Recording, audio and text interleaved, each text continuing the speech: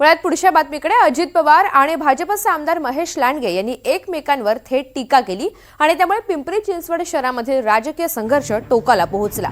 एका कार्यक्रमादरम्यान बोलताना अजित पवार यांनी कुणाचंही नाव न घेता इशारा दिला होता। मी गुंडगिरी करणाऱ्यांना पाठीशी घालणार नाही आणि माझ्या नादाला कोणी लागलं तर मी त्याला सोडत नाही, असं कडक वक्तव्य पवारांनी केलं होतं। या विधानाचा रोख आमदार महेश लांडगे यांच्याकडे असल्याचं मानलं जात होतं। दुसरीकडे अजित पवार यांच्या इशाऱ्याला आमदार महेश लांडगे यांनी अत्यंत आक्रमक भाषेत उत्तर दिलं। पवारांचा एकेरी भाषेमध्ये उल्लेख करत त्यांनी उत्तर दिलंय।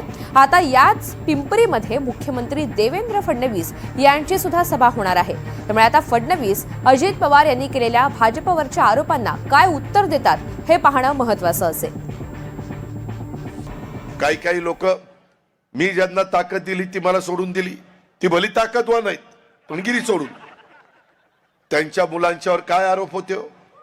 कशा पद्धतीनं तुम्ही दादागिरी करता, तुम्ही दहशत निर्माण करता, गुंडगिरी करता। ज्या गावच्या बोरी असतात त्याच गावच्या बाबळी असतात हे विसरू नका। आणि मी देखील आरेला कार्य करणार आहे। मी एकतर कोणाच्या नादी लागत नाही, पण कोण माझ्या नादी लागला तर मी त्याला सोडत नाही। तुम्हाला अख्ख्या महाराष्ट्राला माहिती आहे, मी जर कुणाचं ठरवलं तर त्याचा कार्यक्रमच करतो। अरे तू कार्यक्रम करतो तर आम्ही काय बांगडे घातलं? अरे आमचे या रणरागिणीच तुझा कार्यक्रम करतील। या आमच्या लाडक्या बहिणी आहेत, लाडक्या बहिणींच्या नावावर मतदान मागताना या लाडक्या बहिणी आमच्या देवा भाऊच्या आहेत, आमच्या सगळ्यांच्या लाडक्या बहिणी आहेत,